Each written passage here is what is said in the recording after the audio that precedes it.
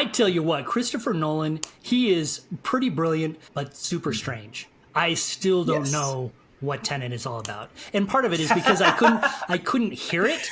So maybe that's part of the problem. But... It's true. It's hard to recommend that movie. It's actually one of my favorites, and one of my co-hosts severely disagrees with me on that. But I love the music because it's about the only thing you can hear. You need to watch it with subtitles. They're thick accents, they're masked, they're the loud music. It's still an interesting concept to me. And Tom Hardy's Bane would have fit right in with that movie. True. Hello there. Don't have a good day. Have a great day. Talk to me, Goose. I'm gonna steal the Declaration of Independence. Why so serious? World! I could do this all day. Are you watching closely?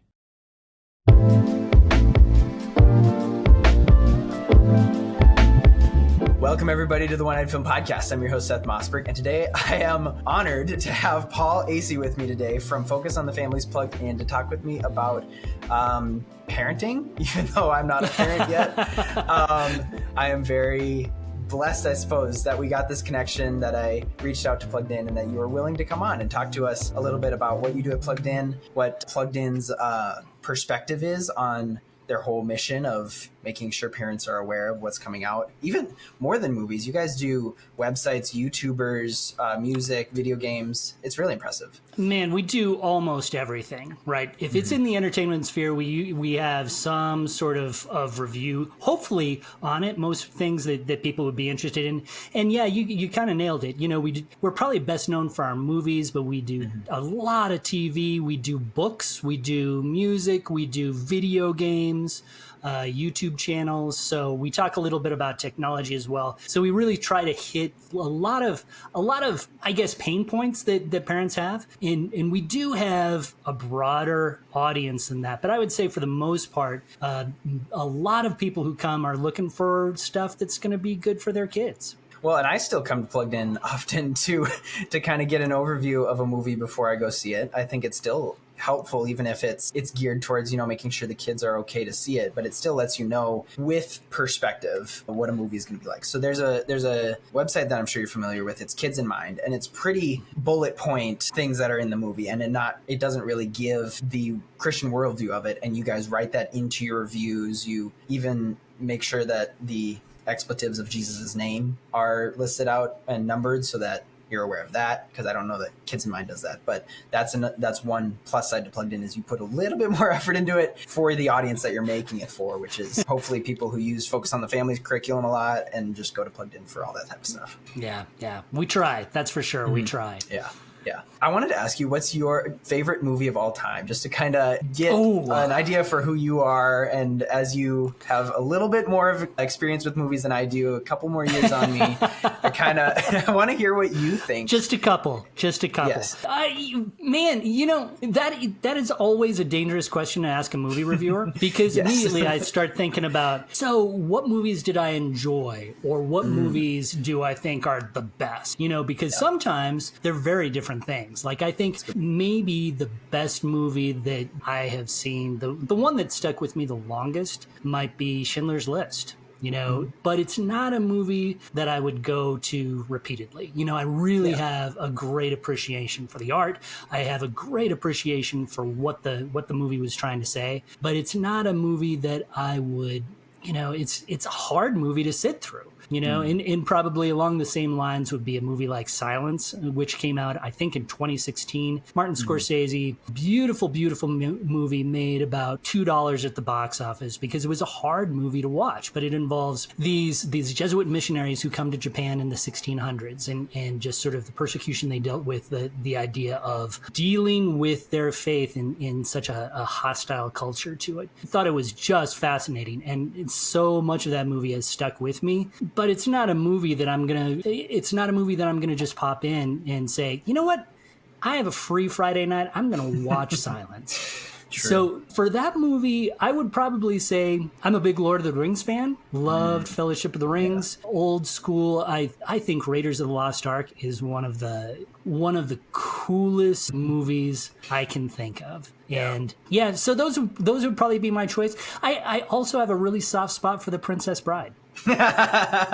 Yes, I know a few people who are going to like hearing that. You brought up Lord of the Rings, and that's kind of where I wanted to start really into the meat of this, is the inspiration for this episode and why I reached out to Plugged In the first place. We had a section, a video clip of the Hobbit episode, I believe, with my sister and Will. It was Annika, my sister, saying that she wishes that there was a kid's version of The Hobbit similar to the book and not the kind of reflection of the Lord of the Rings that we got 10 years ago now with the Peter Jackson Hobbit trilogy, which again, we had a lot of conversation about why was it so long? Why did they have to make it into 3 movies instead of I have really so short? many thoughts on that. So many thoughts. And she said she wishes that there was a kid's version. And a lot of people got upset at that because they said, well, I was watching Lord of the Rings at 7, or I was watching Terminator with my dad when I was 8. I was like, okay, first off, that's a logical fallacy saying that because your experience did one thing that it's objectively true. It's not. You can't follow that logic. But then I sort of brought it up to you when we were emailing back and forth. And you said that with the re-releases of The Lord of the Rings, you marked, or not you specifically, maybe you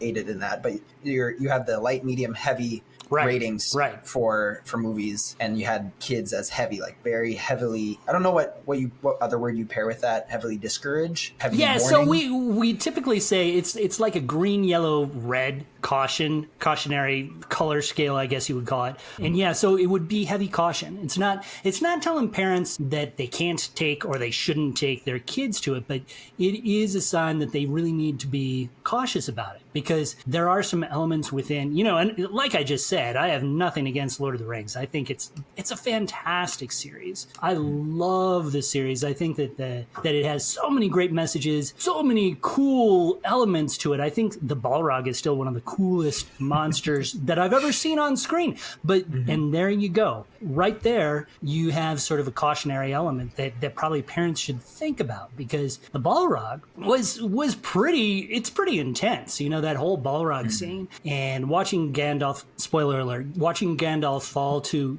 what appears to be his doom at that point, it can impact kids, and it can cause issues for them. It can give them nightmares. This is not saying that it will. Every kid is so different. And so that's why we kind of leave it up to the parents to choose. But I know when I was a little kid and I was reading these books, I tell you what, those ring wraiths, they popped up in my nightmares more than once. So you never know exactly how these things are going to affect their kids. Yeah. What is Plugged In's approach? Probably, I don't know if you have some spiel that you have to memorize in order to work at Plugged In, or if you have formed some of it even.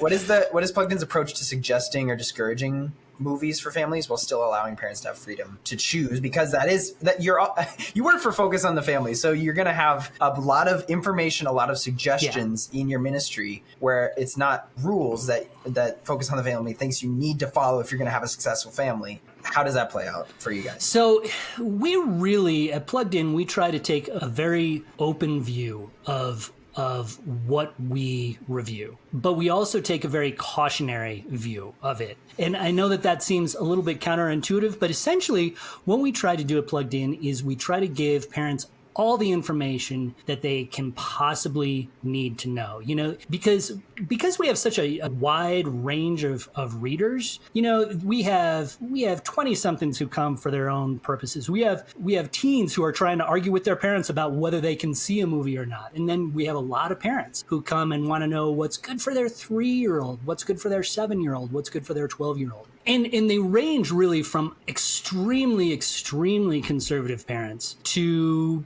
parents who are much more, I guess, closer to the culture, I guess you could say. So they really run the gamut, and we try to give as much information as we can for all of these different people. So, and that can make some people, wonder what the heck we're doing, because we would actually probably say, hey, this movie might have a heck in it. And, there's probably a lot of people that would say, why are you listing that?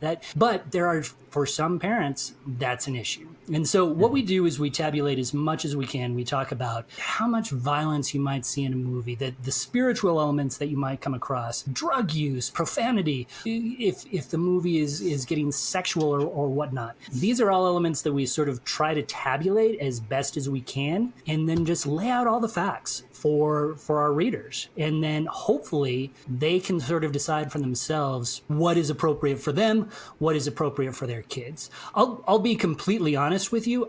In a lot of ways, I wish we could do away with the color ratings. I wish we could do away. We sometimes, when we do radio interviews, we have numerical ratings, but those are shortcuts that our readers appreciate, our users appreciate, but they can be misleading because every child is different. Every family is different. And so it makes me feel like we're trying to tell parents what is good for their kids when that's really not our purpose at all. Yeah. Should parents, and again, that's a thing where like can't tell every parent to do this, but should parents share more intense movies with their kids to expose them to the real world or keep them innocent for as long as possible? I don't know if this is going to be an answer from Paul Asay or from the editor at Plugged In who has to say a certain thing. Yeah, this is a tricky one, and I think that it's a really great question. And I guess I would give sort of a twofold answer. I think that when we are parents, we do try to protect our kids as much as possible. We try to guide their choices. We try to help them along the way and protect their innocence as long as we can, right? There's so much gunk in the world that they're going to have to deal with. And I think as parents, it's our sort of knee jerk to protect them as long as we can. And the other thing that I'll mention that goes alongside this is at Plugged In, we really do believe that what we watch, what we listen to, what we play can impact us in ways that we don't even necessarily know it at the time. You know, there's a lot of studies that talk about desensitization that can happen through the course of movies. We can sort of learn to accept things that maybe we were taught not to accept the more exposed we are to media. So I think that there is an element of protection that we as parents kind of need to lean into. That said, I'm also a big proponent of letting kids skin their knees every once in a while, run around and experience things. And sometimes I think that watching a movie that might scare them a little bit, watching a movie that has some deeper elements to it, that can be a part of the growing up process too. You know, I remember very distinctly when I was a kid, movies that scared me or movies that bothered me, or, you know, the first R-rated movie I saw. You know, these are sort of landmarks in kids' lives. And I think that the key when we're talking about that, like if you as a parent want to take your kid to something that might be a little bit old for them or whatnot, the big takeaway would be just to be there with them, to talk through any issues they see, to see how they're reacting, to turn off the TV if it looks like it's getting too extreme. You know, I think you have to be really, really, really in tune with your kids to guide them through this entertainment saturated world. And every kid, as I say, is different. I definitely remember, I believe I was probably 11, and my dad showed me A New Hope. And I freaked out at the bloody arm and then at the charred skeletons. And I'm a very different person now. I have become very desensitized, unfortunately, but I'm 23. So, you know, it's okay. I was a sensitive kid. And so I definitely get parents know the kids the best. Yeah. So understanding what they can handle in that point. Yeah. I'll give you a weird example. And this is not even a movie. But when I was a little kid, like 4 or 5 years old, I was over at my grandma's house. And there were a whole bunch of people. I think it was close to Christmas. Someone had given my grandmother an old record of episodes of this old-time radio drama called The Shadow, right? And it was really cool, and we all sat around and listened to it. And there was this one episode that featured this mirror. And the mirror, you know, the Shadow was this supernatural thing. There was a detective that always had like he was trying to investigate a little bit of these ghost stories, these murder stories. So it was kind of dark for like a 5-year-old. But it was old timey. Like this show was probably 1939 or something like that. But we listened to this episode, and it featured a mirror that would show people who were about to die. it had this big legend attached to it. And so you would see that there was this person who was trying to be driven crazy, and this woman would see people who were about to die in the mirror.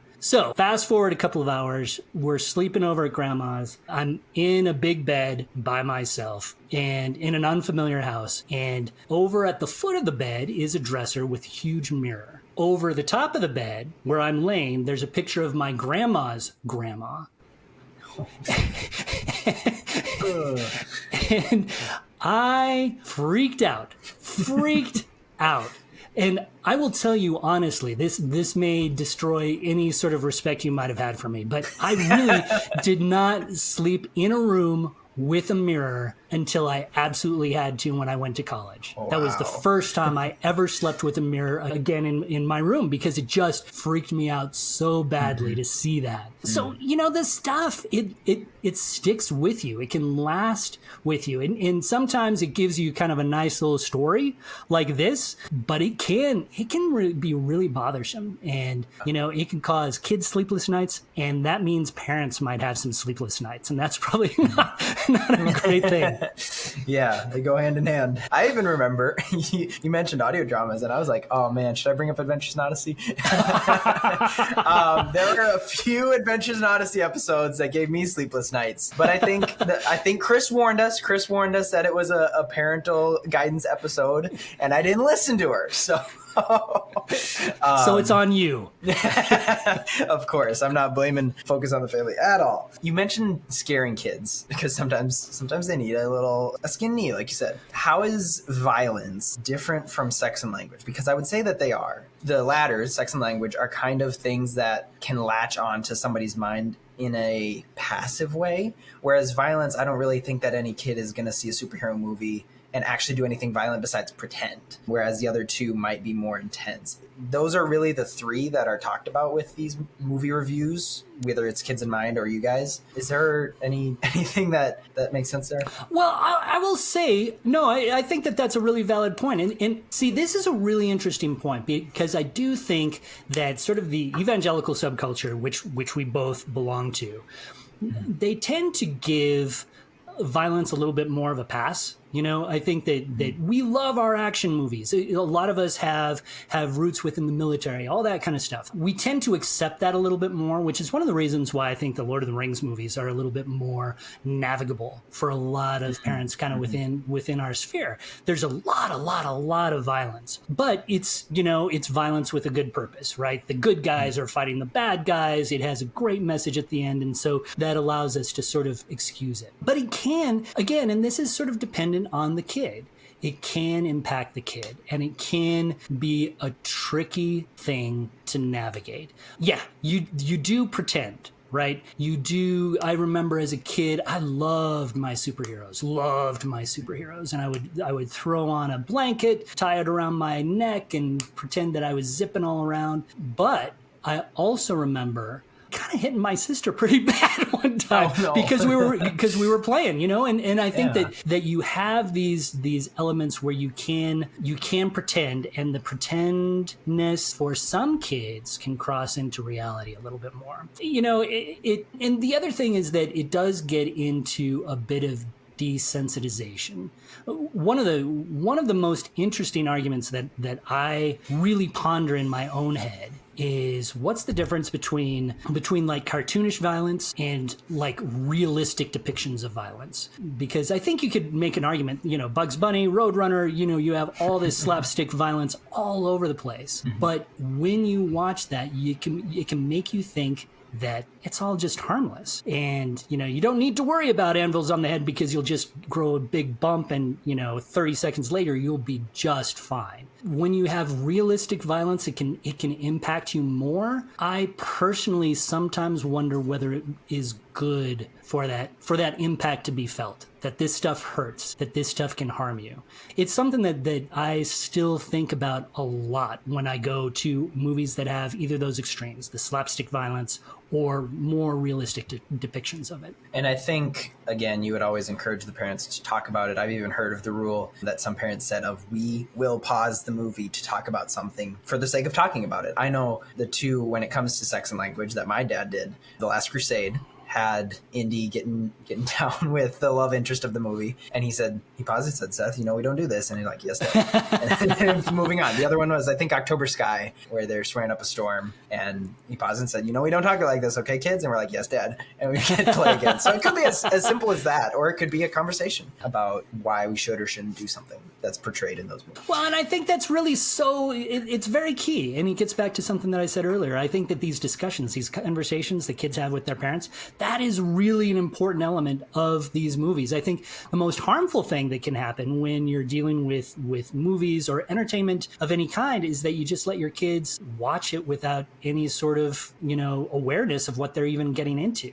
And I think parents need to be aware of what their kids are interested in, watch it when possible, and talk through it, because I think that it's important that parents guide their kids through some of these things. What place do products like VidAngel have in a family's life? How much, this still kind of relates to keeping innocence versus exposing. How much should we be filtering and how much should we be showing what the world is like? But products like VidAngel still let you watch the movie, but take everything out. I haven't used it, so I can't say from experience what it's like, but I'm sure you're familiar with it. Yeah, I am familiar with it, and it's a really tricky question. I think from a plugged-in point of view, we would say that VidAngel does a lot of really great things, and I think that they do provide tools for parents. I come from a journalistic background, and I worked for papers for a bazillion years. So for me, I do also think about some of those First Amendment issues when you're talking about the creators for these films. They want to get across something. And a lot of times the content that they have in them, even though as a plugged-in reviewer, I would say, man, it's too bad that they have all that content. It's sort of the right of the creator to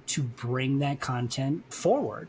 An example that I might use would be The Passion of the Christ, which was released a billion years ago. But it had a lot of really, really, really extreme content. It still is one of the most viscerally violent movies that I've seen, and really wince-worthy violence. A lot of people would argue, and I totally get this argument, that you need to show that violence in order to get that message across. How Christ died for us, what he suffered, all of these kinds of elements. I get that.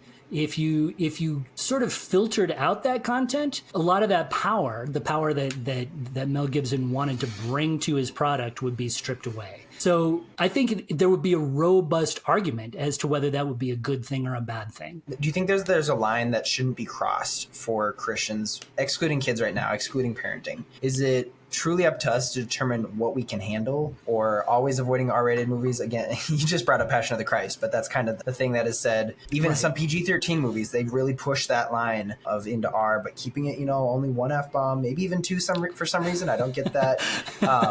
Even if it's labeled heavy on plugged in for an adult, is it bad if an adult still goes and sees it? Like, for some of us, I feel like there's a couple that you could list that are just objectively don't go see this as a Christian. What do you think of that? Yeah, it's a great question. So let me ask you. Let me flip this on its head and ask you, what would you say would you think might be off limits? I actually, when we started this podcast, I did an episode 0 of what we believe or what I believe or how I approach movies. And I initially said supernatural horror is off limits. And then my friend came to me and said, can we talk? And we did a whole episode about, is horror biblical? And I think that's one of our best performing episodes. I know that I even saw on Twitter you posted a similar article that was along the lines of, it shows good and evil very clearly as opposed to something else. But I feel like I've been torn almost, because I'm a Marvel fan and I have been rooting for them to get back on their feet these last couple of years as I've seen them fail. And I really want Deadpool and Wolverine to be good, but I don't think I should or can go watch it, quote unquote, because it's just not going to be good for me. I know fellow co-hosts here on the podcast who are my friends, they have said the same thing. They'll just look at the synopsis after it comes out. I'm torn in that one specifically. It's just not good for my brain. I know that, but part of me is I really want to go see it for the lore and for what it's going to do for one of my favorite franchises ever. So Yeah. It's a really tricky question. And I would say the way you are approaching these movies is exactly the way that people should approach it. I think that you're probably more aware maybe of like what is good for you and what is bad for you than many, because I think that a lot of us, and it's just human nature, we sort of adjust we excuse certain things that we want to see, right? We say, this isn't going to affect me. This is not going to be bad for me. I really want to see this. And so we sort of push it aside. And I think that can be, as a Christian, that can be a dangerous thing, because we can lie to ourselves pretty easily. We can justify our actions pretty easily. We do it all the time. And so it can be a tricky thing to sort of navigate. For me, like, I have a hard time understanding why Christians would go see a Saw movie. I can deal with supernatural horror because of all those reasons, the good and evil and the light and the dark, and dealing with some of these big thematic elements that can actually point you to Christ. When I look at Saw and I look at some of those things predicated on torture and gore, that's a harder thing for me to understand. Now, at the same time, I know Christians who go see them, and I don't want to judge them for what they're doing, but I just can't see it myself. I do think that we draw a line sometimes with some of the sexual content that we see. Sometimes that can be so corrosive and so pervasive that we need to be very aware of our weaknesses and stay away from that. Even swearing, I think that's one of the sneakiest things that enters into movies. And everybody who I know who has come with me to a movie and watched me mark down all these swear words, they're amazed, because they say, I had no idea there was so much swearing in that. Because when you're an adult, you just sort of gloss over that. And then you can show it to a favorite movie. You can show to your kids, 10 years later, and you'll say, oh my goodness, I had no idea that it was so bad, because we excuse these things. So it can be a really difficult question. I do think that there are things that have the potential to be more harmful than others. I think the skin element, the sex element, that can be really problematic. The torture porn element can be, I think, really problematic. But you also just have to be so aware of what might give you, the viewer, issues. For me, actually, one of the trickiest things to watch can be like simple romantic comedies, which is crazy. But because my wife and I got married when we were really, really young, because we've been married for so long, those movies can potentially, you sort of think about, oh man, if I had had a few more years to date, what would that have looked like? And that can be a dangerous place for somebody, to walk into, just sort of idealizing some of those elements. So, well, it kind of reminds me of Romans 14, which was kind of eye-opening to me when I truly read it. You read Bible passages, and then you read Bible passages, and it clicks, and you think about it, and you meditate on it. And it's the one that says, for if your brother is grieved by what you eat, you are no longer walking in love. By what you eat, do not destroy the one for whom Christ died. And then later on it says, do not for the sake of food destroy the work of God. Everything is indeed clean, but it is wrong for anyone to make another stumble by what he eats. It is not good to eat meat or drink wine or do anything that causes your brother to stumble. So that's making sure you put limits on other people, yes, but it also should be yourself. It should be setting yourself up for success, more or less, to make sure you can handle it and knowing yourself better than anyone else. Yeah, I think that's absolutely right. As we were talking about horror being kind of firm, good and evil, light and dark, and how that has kind of been turning on its head to explore that area, even if it's often people still don't want to see it because I don't like being jump scared or something like that. That's totally fine. But what about the evil that's more hidden? This was the point that my friend made in the Horrors Biblical episode. Having something more hidden in a kid's movie. The thing that comes to my mind right away is Lightyear. That was really a big conversation when it came out among Christian parents because there was a gay kiss in it. And there have been many other movies like that. But it was one that was marketed to kids. That's kind of Disney's thing right now, is to make sure it's in there somewhere, but it's more hidden. And of course, parents will talk about it parents should be talking about it with their kids. It should be a topic of conversation. You're like, you saw that? This is how it's supposed to be. But then again, you don't want to expose that. I don't know. Yeah. The evil that's hidden rather than the evil that's obvious. Yeah, it's a great question. I think that's kind of one of the reasons why Plugged In exists, right? We try to give people a heads up on some of those issues, because we don't want parents to be taken by surprise. We don't want them to go into a movie thinking this is going to be great, and then all of a sudden there's a 3-second scene that impacts how they think about the movie. We want to make sure that they're aware of it. And I wonder sometimes, this is going to be a tricky area to walk through, right? But in some ways, it can depend on how hidden it is, right? And I think about a movie like Onward. I'm not sure if you've seen Onward. So it is a Pixar movie. It came out right as COVID was starting to go. So it didn't get like a huge amount of traction because everybody got locked down. But it's a story about two brothers who essentially go. There's a magical thing that happens. They live in this magical world. They're actually elves or something like that. And they have the ability to bring their dad back from the dead for 24 hours. Something goes wrong and they only bring back half of him, right? And it becomes, so we could talk a little bit about the spiritual elements of that. There are going to be some parents who, on the face of it, bringing back your dad from the dead, that could have some huge issues. As a plot point, it made a lot of sense, and it led to some beautiful ruminations about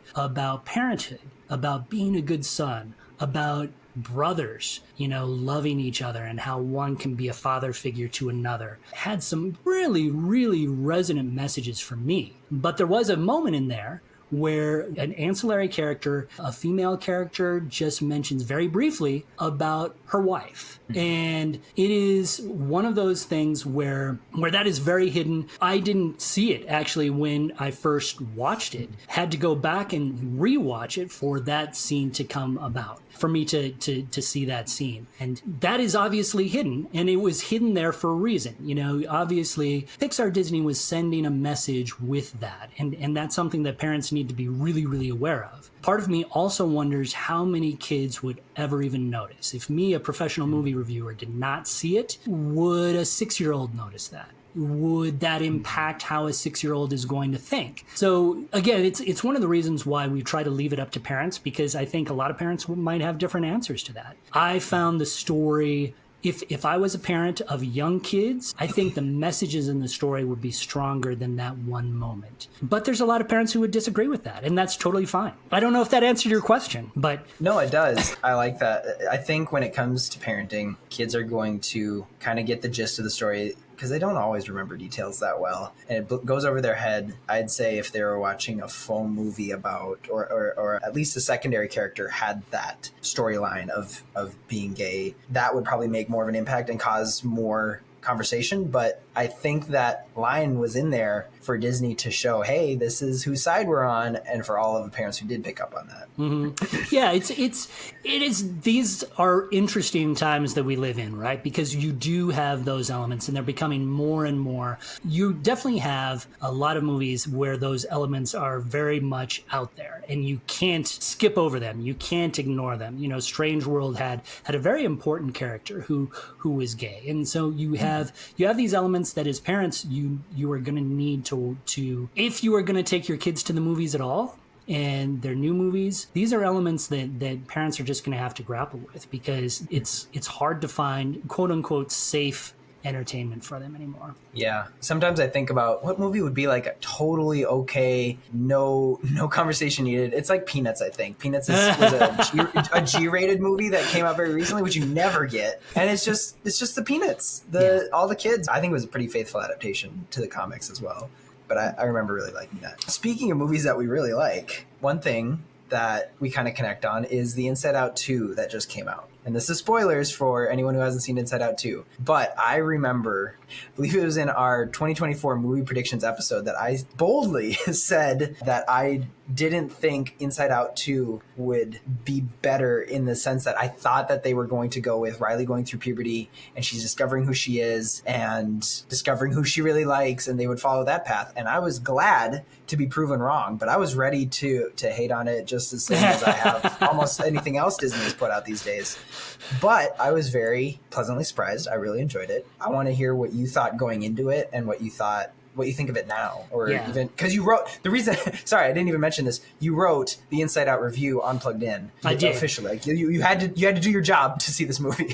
That's exactly right. So first off, I was a huge fan of. I loved the original Inside Out. This was, as a matter of fact, when I was really starting my own podcast outside of Plugged In, it was one of the very first conversations that I had with my co-host, because Inside Out did such a remarkable job of walking you through a kid's emotions and an adult's emotions too. It gave you a new vocabulary for how to talk with your friends, talk with your kids especially, about what they're going through. I loved the concept of islands of identity, where you have these islands of the things that you love. And even to this day, I still think of those islands. Inside Out 2, because of Disney and Pixar's spotty history, I think it would be fair to say, the quality has not been quite as right on as it used to be. There was a time where Pixar could do no wrong. After Inside Out, the quality of the movies, just looking at it from an aesthetic point of view, they weren't always as good as they had been. You had those elements where they were pushing certain things into their movies that could be problematic. And so, yeah, I went in very wary. And there was a lot of buzz online before the movie came out based on the trailers that, yeah, Riley was going to have a same-sex attraction. That proved to not be the case at all. And instead, it really was a delightful look at just the insecurities of a 13-year-old girl.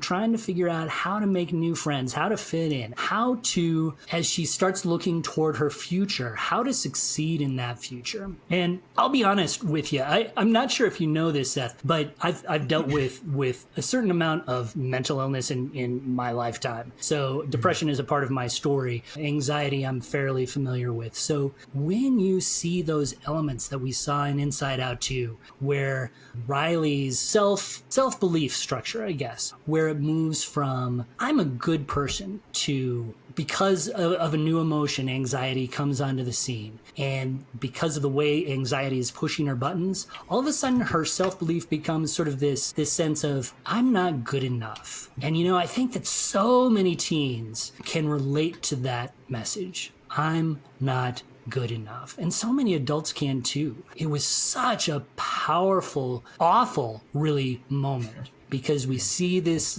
little girl being twisted up by the anxiety that's in her. The way the movie handled that anxiety and the way it ended up resolving it, although it's not really resolved, it's not nearly that easy in the movie or in real life, I thought was really beautiful. Because, and I'm just going to go off on a little bit of a tangent, what you have is you had Riley worried that she's not good enough. She feels like she's failing. She feels like she's letting her friends down. She's not good enough. And she has a full-blown panic attack. What do her friends do? They skate over beside her. They try to make sure that she's doing okay. And you see that same dynamic with the emotions inside Riley, these anthropomorphic emotions inside her, where anxiety is just driving everything. She's frozen, essentially. And she's frozen everything up in Riley's brain too. What do the other emotions do? They come around her and they hug her. And,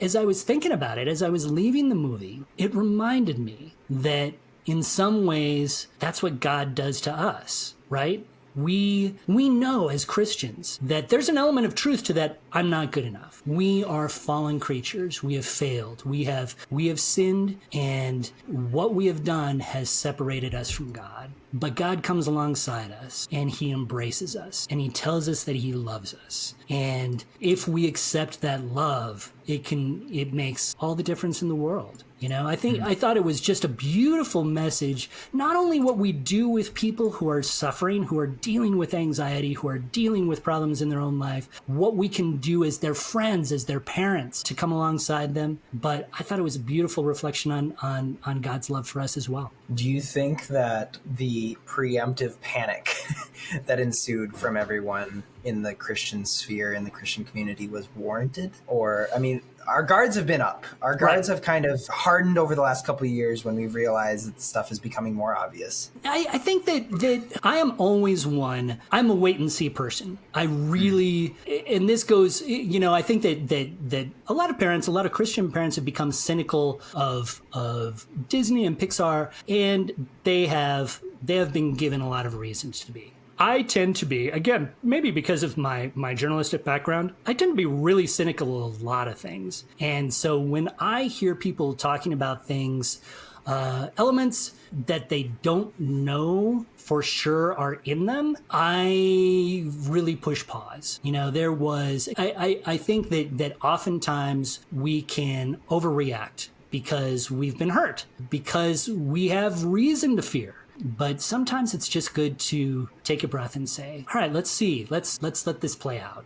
That's kind of the way I try to take a stance. I just don't, it's not as much in my DNA to say, oh, this is going to be bad. I need to see it first before I can really make that determination. Yeah.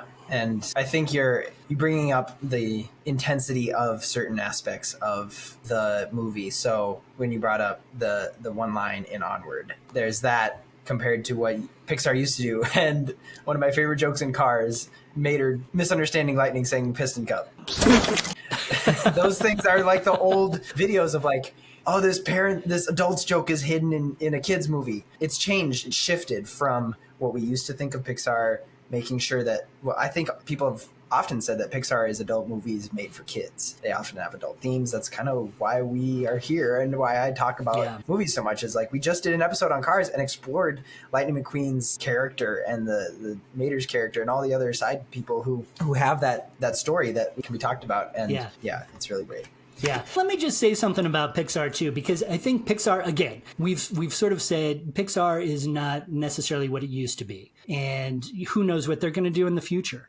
But when they are on, it is amazing, because I think what they do is they make some really not very sexy concepts work incredibly well. Right. I think of Brave, the relationship between the daughter and the mom, and how I think a lot of typical movies would say, oh, let's let the kid do her own thing. Brave really fleshed out the idea. Yes, there's a point in time where teens need to make their own decisions to some extent, but it needs to be done within the realm of responsibility, within the realm of family. Up, I think, is one of the most powerful ruminations I have ever seen on grief and moving on. Even when you're talking about Inside Out, just sort of the idea that both Inside Out movies, where it's too easy to say, oh, let's move into this sense of happiness. Let's move into this sense of I am a good person. The message of Inside Out 2 was not to go back to that, because that can be delusional. We are definitely complex people, and we have all done things that we are not proud of. And the movie embraces that, and it embraces it in such a moving, emotional way, where you walk away feeling like, oh, I get it now. And I think maybe we're talking too much about Inside Out, but since I don't really want to do an Inside Out episode yet, thinking about Riley saying I'm a good person, and that's her belief system, and the whole belief system was very interesting to visualize, and the way that they chose to do that. Thinking about that could be a conversation. Do you believe you're a good person? And I know you've reviewed Living Waters as one of the YouTube channels, so I'm sure you're slightly familiar with them. That's one of Ray Comfort's questions that he asks when witnessing. Are you a good person? Do you believe that you are going to heaven? And that's something that is different for each person, and their experiences have changed what they think about that. And it really is influential in how they approach life and the differences and all that. One of the most powerful and upsetting messages of Christianity is, I think that we all tend to see ourselves as the heroes of our own story. Right? We are the good guys. When you look at us realistically, we are sometimes the bad guys. We sometimes wear the black hats. And Christianity sort of forces us to accept that. We are beautiful creatures made by God, made with the power and with God's help, the impulse to do beautiful, wonderful things for other people. Left to our own devices, we can be real jerks, and we sometimes forget that. And for a movie to sort of remind us that, we can be. That's an important thing for us to really remember. We're not as good as sometimes we'd like to think we are. And every day we have to try. We have to try to follow God's word a little bit better. We have to try to be the creatures that he made a little bit closer. Yeah. I wanted to kind of get a little silly here. Are you familiar with the Pixar theory? Since we're on the topic of Pixar, what do you think of interconnected movies that are not really... Yeah. So the idea is, it just so I understand this, every Pixar movie has like a little bit of an Easter egg to another movie, right? You see Pizza Planet in Monsters Inc. or whatnot. So I love those little Easter eggs, and I like to think of them as all being in sort of one universe. I don't follow the theory well enough to know how cars, like these anthropomorphic vehicles, actually fits into the whole thing, because that seems like it could get a little bit dark eventually. Who knows? But I do like the fact that you have these little intentional winks and nods to what has come, and I think that's pretty cool. It doesn't really impact how I see the movies. I like to see them as standalone movies, but I really do. I just like the thought that you see them put into that, Yeah. And John Ratzenberger in every single movie. How is that possible? He's the eternal being. I know fitting cars into the Pixar theory was really a stretch, I think, but I think it technically comes after WALL-E and all of the humans go extinct. Yeah, that seems dark. Man. But I think the one thing that I love most about the Pixar theory is in Brave. I brought this whole thing up because you mentioned Brave. The witch has a drawing of Sully on one of her wood plaques. And on top of that, she uses doors as part of her magic. So people think that Monsters Inc. is one of the last movies or something like that, no, closer to the end. And Boo grows up to try and find this magic that was through doors. She remembers as like a 2-year-old that there was a creature that she loved that came through doors. She remembered Sully, so she drew him out, and the doors were a way that she kind of conjured her own magic. Wow. I think it's really creative, but I don't think it has any legs to stand on, especially as more come out. Everyone's like, the updated Pixar theory, let's make sure this fits and make sure it works. It doesn't really work. Yeah, it feels like if you go way down on this rabbit trail, you think about all the stuff that Star Wars, the Star Wars franchise is doing. That's a whole galaxy to explore, right? And then you can have so many different stories. Theoretically, you could have so many different stories to explore in the Pixar universe too. I don't know how many of those stories I'd want to watch, but who knows? They might surprise me. I never wanted to watch Up when it first came out either, but that proved out to be pretty great. So shows how much I know. I know we have the Nolan Bros here on the One Night Film podcast, and we love all of the Christopher Nolan movies. And I believe once we watch through all of them, we're going to make the Nolan cinematic universe. I like our theory for that because he uses so many different actors, and so we're going to try and figure out where Michael Caine fits in, where Christian Bale fits in, because they keep showing up, man. It's incredible. And I tell you what, Christopher Nolan, he is pretty brilliant, but super strange. I still don't know what Tenet is all about. And part of it is because I couldn't hear it. So maybe that's part of the problem. But It's true. It's hard to recommend that movie. It's actually one of my favorites, and one of my co-hosts severely disagrees with me on that. But I love the music because it's about the only thing you can hear. You need to watch it with subtitles. Their thick accents, their masks, the loud music. It's still an interesting concept to me. And Tom Hardy's Bane would have fit right in with that movie. True. How has working at Plugged In affected the way you parent kids? And even though they're older now, I assume, I saw you just had a granddaughter born, which congratulations about that. Yes. So exciting. One, back when you were raising kids, how did that affect... If you weren't working at Plugged In. I suppose I assume wrongly there. Yeah, it's kind of interesting because I think I was kind of raised. My parents knew nothing about Plugged In, but I was kind of raised in a reasonably, the shadow aside, I was raised in a fairly protected environment. I wasn't allowed to watch certain TV shows because they were a little risque. There was some protective hedges around me. And so I think that we raised our kids in kind of the same way. One of the things that we always did when our kids were really little is we always watched whatever they watched. We just made it a point. We were going to sit down, and And it really became a great bonding moment for us, right? We grew up with the cartoons that they watched. We were able to laugh at them together. It was fantastic. But it also allowed us to be able to see things, to be able to talk through things that might be problematic. And that was kind of important for us. So by the time I came to Plugged In, the kids were getting a little bit younger, or not younger. That's a very Pixar thing. They were getting older. And so it wasn't quite the same. I would take them to movie screenings sometimes, and we would be able to talk through some of the issues that we saw in the movies as we were driving home or whatnot. So I can't say that it didn't impact me, but it did it helped confirm that, what we were trying to do with our kids was kind of the right thing to do. I'd like to think so. I don't think that we were ever really super duper restrictive,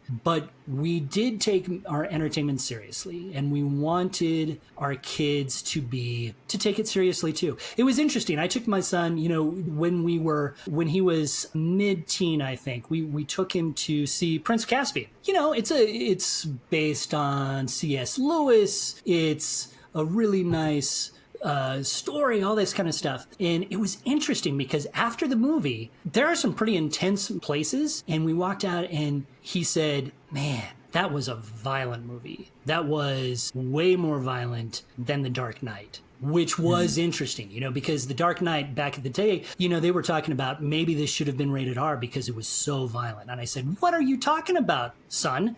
What is with this? Don't you remember the pencil scene? Don't you remember? But he made a good case that was a really violent, hard movie. When we talk about going back to our conversation on violence, my son was very, very sensitive to violence. And so those moments impacted him more, even as a mid-teen when he was going to see, quote unquote, a pretty family-friendly movie. It impacted him pretty interestingly. Did that have to do with, I suppose that was who he is, but did that affect maybe your perspective on it? You kind of talked about what you thought about it compared to The Dark Knight in that moment. Yeah, it totally did. It totally did, because it was for a review. So we went and watched it, and when he started talking about the violence, when I sat down to write the review, all of that was in my brain.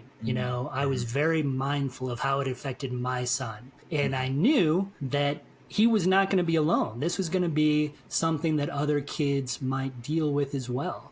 And on the flip side, to take it back to a parenting perspective, that's one of the reasons why I think it's always good for parents to be able to watch this stuff with their kids. Because just as my son influenced what I thought of the movie and what I wrote about the movie, parents influence their kids on what they see. It doesn't mean that they're going to change how they feel about it. It doesn't mean, I still think The Dark Knight is a pretty great and pretty violent movie. And I would still argue the pencil scene is really harsh. But I was impacted by what my son said. And when we are parents, we have a responsibility to lead them not only in our faith, but through this culture, and try to walk them through how we react to it, what we think about it, what we feel about certain things. That's part of our responsibility as parents. And sometimes I think that we sort of shove that aside and we just don't think about it as much. But your kids just listen to you.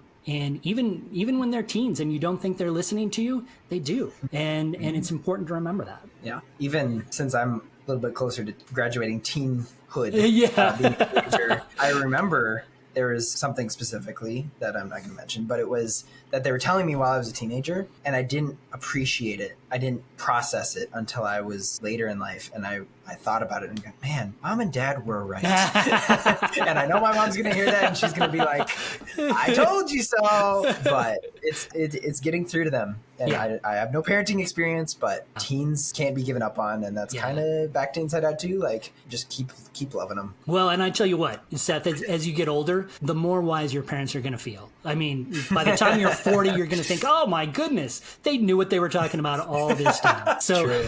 Yeah. I'll give you another example. notoriously, I'm a big superhero fan. I wrote a book about Batman, all this kind of stuff. When I was growing up, I was not allowed to engage with superheroes because my dad, he believed that superheroes were sort of like this. These superheroes could distract you from who should be our real hero, which was Christ. That drove me up the wall when I was a kid, because I loved my superheroes. And I still do, right? You don't have to take what your parents say, completely whole cloth, right? You don't necessarily, but the fact is, having watched as many superhero movies as I have, having really analyzed them, there's some truth in that. I mean, some of these, especially now within the Marvel Cinematic Universe, you see these elements of demigods. And can they be distracting? I think they could be. Can you still enjoy them? I think a lot of people can. But at the same time, when you're dealing with, like, for instance, the last Thor movie, you have all these gods sort of piled into one place, and they're all ludicrous. And for some people, they will look at that pantheon of gods. You have this divine piece of food. You have Zeus. You have Mayan gods. All these different things. It's meant to be very, very silly. Someone could look at that and walk away saying, any god is silly. Religion is silly. There could be people who come away from that movie with that message. And so it's just one of those things that you just need to be mindful of, that one person can watch that and laugh and go to church and it'll be fine. But there can be stumbling blocks in all these movies, I think. Yeah, and it's interesting that your dad had that perspective on it. When I was inspired to start this podcast, one from the conversations I was already having with my friends, but the book by Frank Turek called Hollywood Heroes, where he's explaining the essence or the aspects of characters, mostly pop culture characters, not a specific one necessarily, and how they have bits and pieces of the perfect hero, which is Jesus. Right. So I guess it could go either way. Yeah, and that's always my argument. When I write about superhero movies, it is all about that. I just rewatched Iron Man, and you see in Iron Man almost a picture perfect redemption story. God's not really mentioned in there, but you have this guy. He looks like a guy who you would see on stage at any evangelical church in the country giving his testimony, right? I sinned. I was doing all this stuff. I was hedonistic. I was not a good person, and I was missing the boat. That would be Tony Stark, before his near-death experience, literally. And when you look at the symbolism of Iron Man, it's fascinating because he literally was given essentially a new heart. He had something put next to his heart that would keep him alive. And he tells Pepper Potts, I should not be alive unless it was for a reason. And as you watch these superhero movies, step after step after step after step, one of the things that's so brilliant about kind of the whole Marvel saga up until Endgame is that it leads up to that reason. It was so well constructed, that beautiful moment of sacrifice where, spoiler alert, he snaps and brings things back to the way they should be. It's so powerful, I think. And so you do have those elements where it speaks to how one person can look at the same form of media that another person is looking at and come away with a totally, totally different point of view. Yeah, for sure. I'm wondering, maybe not everyone has the same, I know not everyone has the same opinions as me. I kind of have a strong dislike for the MPAA rating system right now because it's so bare bones. And to me, it's outdated. And I feel like Plugged In does a lot better job at kind of breaking it down, like what's the intensity. But honestly, PG-13, and R are not a lot to go off of. Does that ever come up as a internal or external conversation to figure out, like, just because it's just PG or just I mean, we talked about PG-13 movies pushing that line very recently. Yeah, and you're absolutely right. It's one of the reasons why Plugged In exists. Just as I just don't think that parents should have a lot of confidence necessarily in the ratings, because especially now, when you have so many kids movies that are pushing content that a lot of parents would object to, they just don't help very much. much. But that's not a new thing. I think that the ratings can be a helpful tool, but they never give you the full picture. And one of the frustrating things about dealing with entertainment, especially when you're trying to help your kids walk through it, is that it's hard work. Whether you're talking about the MPAA ratings or you're talking about plugged-in's color ratings, they can be tools, but they never tell you the whole story. And parents are so busy that, they don't have time to sift through a 2,000-word review all the time. So they use those shortcuts. But sometimes those shortcuts cannot tell you everything you kind of want to know. So Yeah. And it's interesting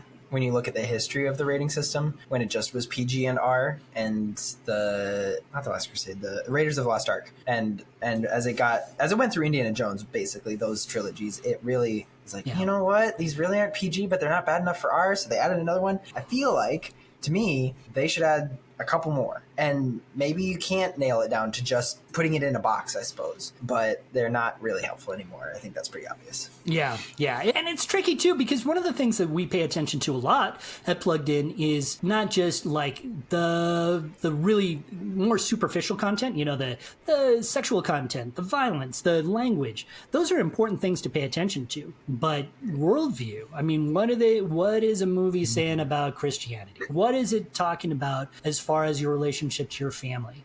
Those things don't really fall under a rating system at all, no matter how many letters you get. And so it can be really difficult for a parent to walk through there. You just don't know until you do your research. And that's why you don't just box it into sexual violence and language. You have the positive elements, negative elements, spiritual elements, extras. I think you have an extras section. But yeah, I really like that, of how you've kind of mastered your craft there at Plugged In to figure out what's actually useful, what's useful information more than just those things that kids in mind can list that. But the worldview is a very important part of movie reviews for you guys. Yeah, it really is. It really is, because it's important to our readers, and it's important to me.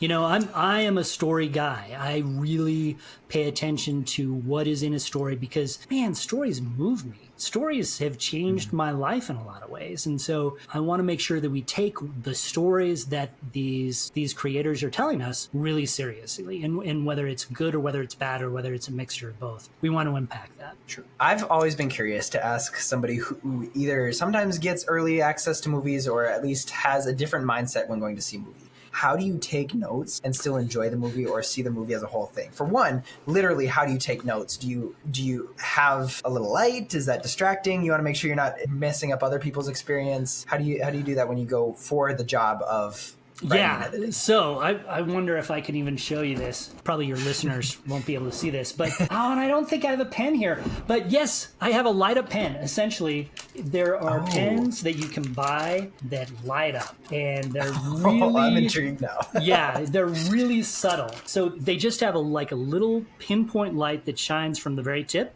And so you just are able to write. Now, I have terrible handwriting, so it's not necessarily all that helpful. But when I can read, it's great. So that's essentially what I do. I come in with a sheet of with a big notepad. I come in with an actual separate sheet of paper that I can mark down all the swear words, and I sit down and I just mark and write as much as I can. I try to get down quotes. I try to talk a little bit about what is happening in certain scenes, but it can be really challenging, especially in a movie that has a lot of content, because you can have people, getting frisky and being violent and swearing all at the same time. And so while you're writing down one thing, you might be missing something entirely different. So it can be a challenge. Gosh, I really do not envy the job of whoever had to review Wolf of Wall Street. The one who's known as the one that has the most swear words. But yeah, that would be my cohort, Adam. Yeah, he had writer's cramps for sure at the end. Yeah, and you do try not to bother people. To answer another part of your question is you are working. Right. So because you're taking notes, another question that I get a lot is how do you watch all this terrible stuff and are not affected by it personally. And I think the note taking can be a huge factor of it. You're working, and so you're at a little bit of a remove, but that also means that you're removed a little bit from the good impact that a movie can have. You don't necessarily enjoy it while you're taking notes. And if there's as much, at least. And if there's a movie that I really dig, then that's the time when I'll talk to my wife and say, you know what? I think we need to see Dune 2. Yeah. For example, Inside Out 2, did you go and watch that not on the clock or something? So the sad reality of our job is that we watch so many movies. And it can be really, really hard for us to go out. It has to be a really special movie. And I do think Inside Out is a really special movie, but it can be super hard for us to just find the time. I probably see sometimes as many as 4 movies a week, and there's just not a lot of time nor honestly inclination to see. I like movies, but man, sometimes you say, you know what I want to do? I want to sit home and read, and that's what you want to do. Yeah, I get that. With that being said, when you do choose to watch a movie again, whether it's new or old, can you easily switch your mind between movie enjoyer and movie reviewer? As in, like, so you're not listening you're not tracking all the swear words, you're not thinking about it in that way. Is that easy for you, or? So my old boss actually said that the job will ruin movie watching for you forever, because you won't be able to watch a movie without taking notes, even mentally. Yeah. That is, I have not found that to be true. Honestly, like I find that when I watch a movie a second time, I am really emotionally attuned to it. I don't know why. Sometimes the second time through makes me a little bit more emotional with it than I think I would have been otherwise. But at the same time, there's always a little bit of my brain engaged in that plugged in world where I can be watching something and I'll say, oh, that's so cool. That's so wonderful. Oh, so sweet. Oh, I missed that in the review. I need to go back and put that in. The constant editor is wanting to make sure it's perfect. Exactly. That's funny. Well, I don't have much more for us to talk about, but I did want to ask you about the few books that you've written. You've written a number for and with Focus on the Family, whether on the title with Jim Daly or just your own. I'm really curious about your movie-centered books. You have God on the Streets of Gotham. That's pretty obviously what you were talking about earlier, Batman and the comparison with the story, but also I feel like Burning Bush 2.0, how pop culture replaced the prophet, feels like it would kind of relate to that. So tell us a little bit about that and why we should buy it, and maybe yourself. So how pop culture replaced the prophet is really just sort of a rundown, and it sort of gets to one of my passion points, I guess. You know, for my job at Plugged In, one of the things I do is I tell parents everything that's in a movie. I tell them what they need to be watching out for, and it tends to be pretty cautionary. But as I said, I kind of love movies. I really dig stories, and I think that a lot of times we can find what I would call God's fingerprints on some of these secular stories. And so that particular book is really sort of blasting through a lot of different spheres of entertainment and just sort of talking about how you can sort of look for God in some of these stories and some of the things that I've found to be powerful in some of these stories. And, you know, even maybe talking points that you can have with your friends about what is true. You know, one of the driving things that we have at Plugged In is Philippians 4:8. You know, finally, brothers, whatever things are true, whatever things are noble, whatever things are just, whatever things are pure, whatever things are lovely, whatever things are of good report, if there's any virtue and if there's anything praiseworthy, meditate on these things. I think a lot of times, and fairly so, that means that we should be really protective of what we see, what we listen to, what video games we play, all that kind of stuff. But at the same time, you know, when I think about Paul when he was writing that words, the world that he was living in was not particularly noble or true or beautiful at times. He was walking through a world of slaves, a world where, you know, there was sewage in the streets. He couldn't seal himself off from some of those issues. And so that book, Burning Bush 2.0, is really sort of thinking about, yes, be careful about what you watch, but be mindful that sometimes, even in difficult content, you can find some good, you can find some pure. You can find some truth in some of these more difficult things. Doesn't mean you should just embrace them all. Doesn't mean that you should throw away kind of your discernment hat. Even as an adult, you just need to be mindful of that stuff. But sometimes difficult pieces of entertainment can come with some power, and spiritual power. Yeah. To me, the title is a warning, because you feel like the prophet that the ambiguous prophet that you're talking about is the good person in the title. Again, I haven't read it, but that's how I read the title. Yeah. And replacing him, it seems like a bad thing. So you've said a bunch of good things, which is great. Yeah. But is that a wrong reading into the title? Or? It's probably an absolute right reading, and probably that's the reason why it didn't sell very well. I think. I'm sorry. No, because I think that we, and fairly so, we want to be careful of the media that we consume, especially within the evangelical world. We have a long tradition of mistrusting Hollywood, and I think that that's really fair. And I think that another book could be written right along those lines, where you would say, we are taking our cues from the wrong places. We are letting our faith, our beliefs being directed by pop culture and not by God. And that's a huge issue. Ironically, that's not the book that I wrote. So, I think that I could write that book, because I do believe that as well. But, I think the purpose behind it was for me to just sort of think a little bit about God's fingerprints, where we can look at some of these entertainment elements and think about them from a spiritual point of view, to say, we can find some truth and some beauty in some unexpected places. That's great. What about God on the Streets of Gotham? That one sounds like one of your favorites, I would assume, because you like superheroes so much. Maybe I'm wrong on that. But no, it was my very first book. And so it's really, it is near and dear to my heart. And really it was trying to sort of unpack Batman from, again, a more spiritual point of view. So I sort of go through the entire history of Batman, but I really concentrate on the Christopher Nolan movies. And the thesis, if I could make a thesis for it, obviously it's not like Batman is a Christ avatar or something like that. Mm-hmm. He is a dark, brooding figure who probably needs a lot of counseling. But